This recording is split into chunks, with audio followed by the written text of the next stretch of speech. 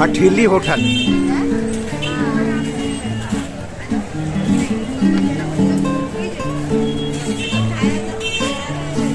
हाँ होगा ही।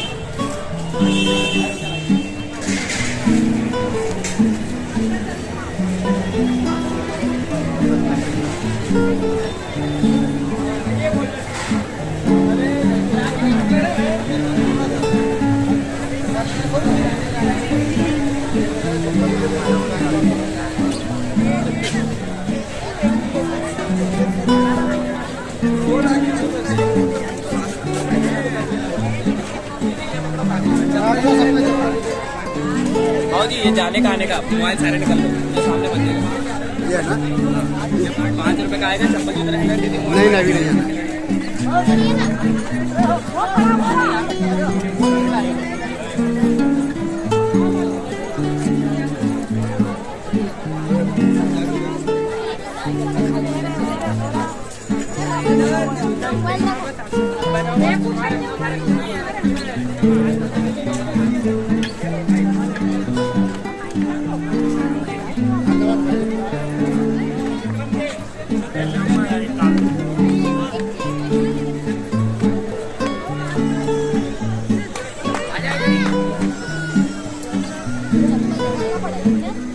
नहीं चल तो रहे हैं पर वो तो दर्शन करने थोड़ी जा रहे हैं और छोड़ लेते हैं ना।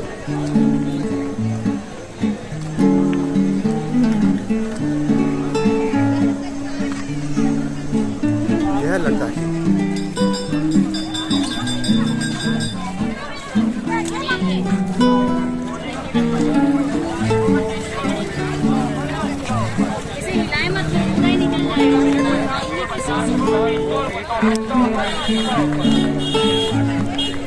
टिकट 50 रुपये 50 रुपये आज का ऑफर है आज का ऑफर टिकट 50 रुपये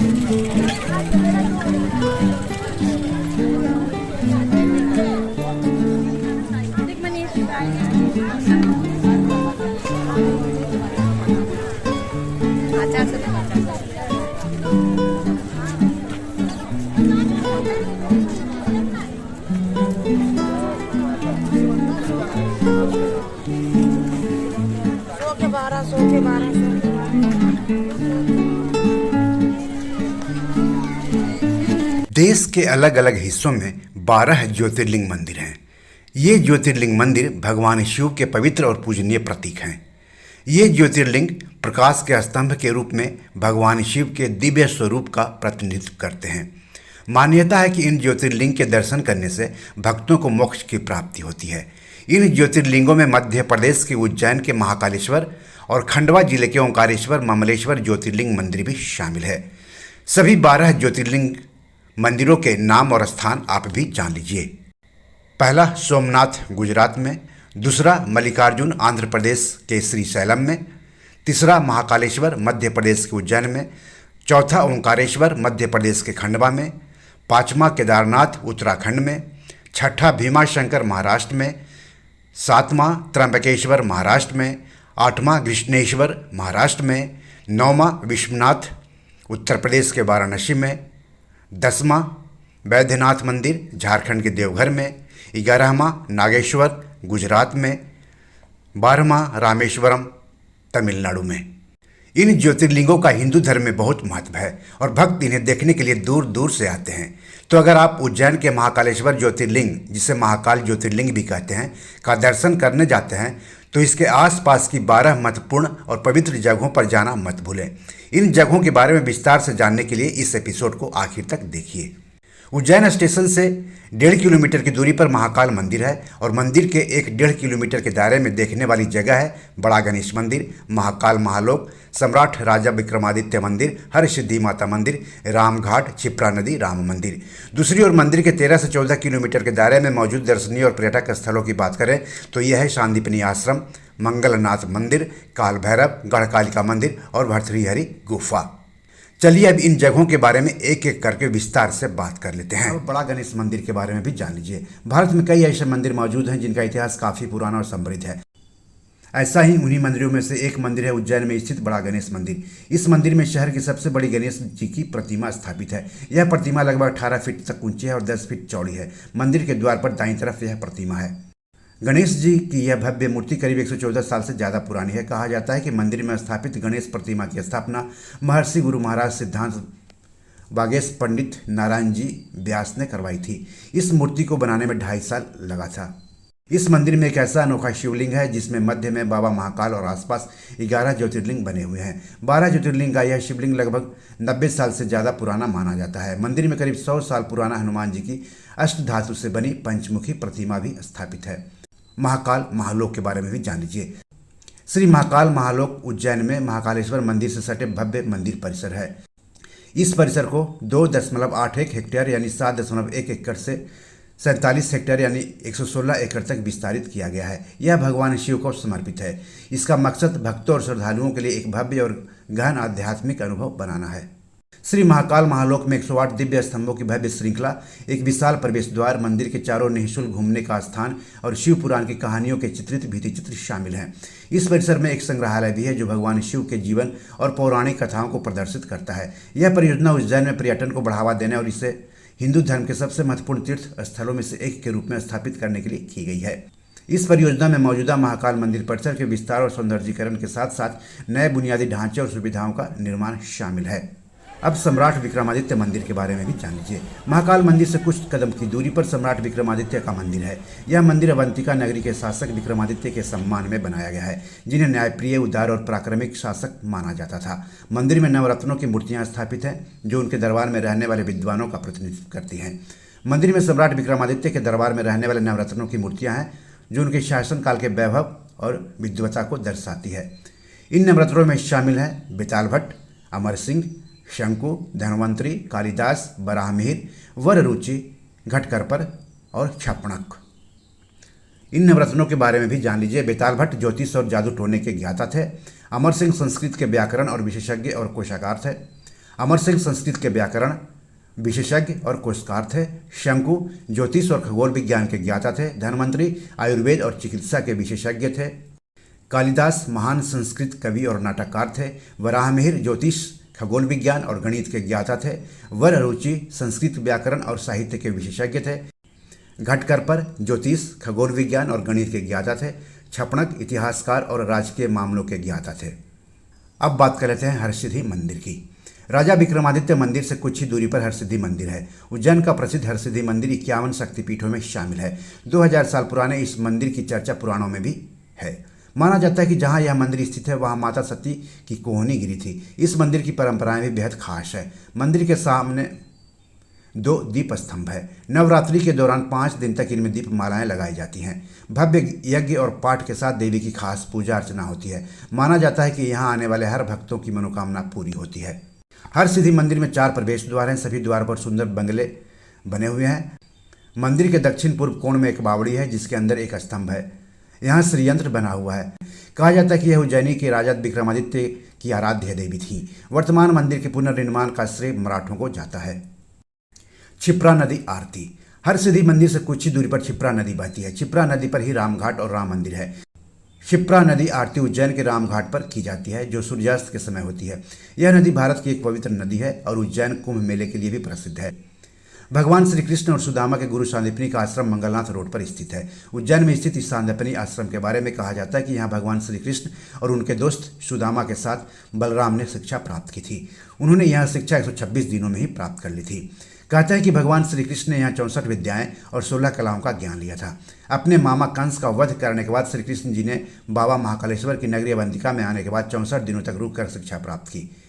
उज्जैन स्टेशन से 6 किलोमीटर दूर है। आश्रम में कुंडेश्वर और सर्वेश्वर महादेव मंदिर भी है। इसके अलावा भगवान श्री कृष्ण द्वारा सीखी गई 14 विद्याओं का कलादीर्घा भी है। इन 14 विद्याओं में शामिल है 4 वेद, ऋग्वेद, यजुर्वेद, सामवेद, अथर्ववेद और 10 वेदांग, शिक्षा, छंद, व्याकरण, निरुक्त, ज्योतिष, कल्प, धर्मशास्त्र, पुराण, मीमांसा और तर्क। महाभारत, श्रीमद् भागवत, ब्रह्म पुराण, अग्नि पुराण और ब्रह्मवर्त पुराण में सांदीपनी आश्रम का उल्लेख मिलता है। इस क्षेत्र में पुरातात्विक प्रमाण के रूप में 3000 वर्ष पुराने चित्रित धूसर पात्र मिलता है जिनका संबंध महाभारत काल से माना जाता है। आश्रम का प्राचीन जल स्रोत गोमती कुंड है जिसका पुराणों में भी उल्लेख मिलता है। कुंड के पास खड़े नंदी की प्रतिमा दर्शनीय है जो शुंगकालीन है। निकट का क्षेत्र अंकपात कहलाता है। जन श्रुति के आधार पर कृष्ण अपने अंकलेखन की पट्टिका यहाँ साफ करते थे। 16वीं शताब्दी के आरंभ में इस आश्रम के पास वैष्णव संप्रदाय के महान आचार्य श्री वल्लभाचार्य ने धार्मिक प्रवचन किया था। मंगलनाथ का मंदिर।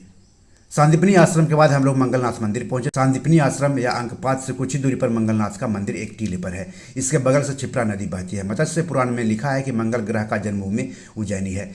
यह पावन स्थली मंगल ग्रह का उत्पत्ति स्थल माना जाता है। ऐसा मालूम होता है कि प्राचीन काल में मंगल ग्रह यहाँ निकट से देखा जाता था। अध्ययन के लिए भी यह महत्वपूर्ण स्थल रहा होगा। मंगलवार को श्रद्धालु इस मंदिर में काफ़ी संख्या में जमा होते हैं। यह शहर के संरक्षक देवता महादेव को समर्पित है। यह मंदिर मंगल दोष निवारण भात पूजा के लिए प्रसिद्ध है।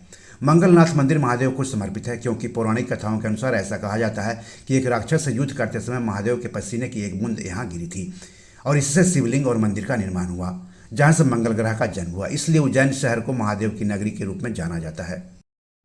ऐसा माना जाता है कि मंदिर में भात पूजा का भी महत्व है क्योंकि मंगल ग्रह से परावर्तित किरणें यहाँ पड़ती है। कर्क रेखा भी इस स्थान से गुजरती है। मंगल से संबंधित कुंडली दोषों के समाधान के लिए भात पूजा मंगलनाथ मंदिर उज्जैन में महत्वपूर्ण महत्व रखती है। पुराणों में दावा किया गया कि मंगल ग्रह पृथ्वी की संतान है। दूसरे शब्दों में मंगल एक ऐसा ग्रह है जो पृथ्वी से विकसित हुआ है। हिंदू मिथकों के अनुसार भगवान शिव के पिघलने से मंगला का निर्माण हुआ है। मंगलनाथ मंदिर में अलग अलग पूजा का चार्ज है। भात पूजन सामान्य 1250 रुपये, भात पूजन नवग्रह 2300 रुपये, भात पूजन पंचांक्रम 5600 रुपये, भात पूजन जप 12100 रुपये। मंगलनाथ मंदिर में मंगल ग्रह की माता श्री भुवनेश्वरी माता का भी मंदिर है। कहा जाता है कि इसकी परिक्रमा से पृथ्वी की परिक्रमा का पुण्य मिलता है। अब काल भैरव। मंगलनाथ मंदिर से कुछ ही दूरी पर काल भैरव मंदिर है। यह हिंदू मंदिर है। यह उज्जैन शहर के संरक्षक देवता काल भैरव को समर्पित है। क्षिप्रा नदी के तट पर स्थित यह शहर के सबसे सक्रिय मंदिरों में से एक है। यहाँ हर रोज सैकड़ों भक्त आते हैं। शराब मंदिर के देवता को चढ़ाया जाने वाले प्रसाद में से एक है, लेकिन मंदिर के बाहर शराब की खरीद बिक्री करने पर कानूनन अपराध माना गया है। हालांकि चोरी चुपके यहाँ शराब की बिक्री होती है। मंदिर में चढ़ावा के तौर पर शराब स्वीकार नहीं की जाती है। अष्ट भैरव या 8 भैरव की पूजा शैव परंपरा का एक हिस्सा है और काल भैरव को उनका प्रमुख माना जाता है। काल भैरव उज्जैन के संरक्षक देवता है। उन्हें शहर का सेनापति यानी कमांडर इन चीफ या मुख्य जनरल माना जाता है। वर्तमान मंदिर की संरचना एक पुराने मंदिर के अवशेषों पर बनाई गई थी। स्थानीय परंपरा के अनुसार 1761 में हुई पानीपत की तीसरी लड़ाई में मराठों की हार के बाद मराठा सेनापति महादजी शिंदे ने उत्तर भारत में मराठा शासन के बहाल करने के अपने अभियान में जीत के लिए प्रार्थना करते हुए देवता को अपनी पगड़ी चढ़ाई। मराठा शक्ति को सफलतापूर्वक पुनर्जीवित करने के बाद उन्होंने काल भैरव मंदिर का जीर्णोद्धार किया था। अब गढ़कालिका मंदिर। काल भैरव मंदिर दर्शन करने के बाद हम लोग गढ़कालिका मंदिर गए। वहाँ पर नींबू शरबत पीकर थोड़ा तरोताजा हुए। गढ़कालिका मंदिर उज्जैन का एक प्राचीन और प्रसिद्ध हिंदू मंदिर है। काल भैरव मंदिर से कुछ ही दूरी पर है यह गढ़कालिका मंदिर। यह मंदिर देवी कालिका को समर्पित है और इसे 51 शक्तिपीठों में से एक माना जाता है। यह मंदिर उज्जैन के काली घाट पर स्थित है। मंदिर देवी सती के होठ गिरने की घटना से जुड़ा हुआ है, इसलिए इसे शक्तिपीठ के रूप में माना जाता है।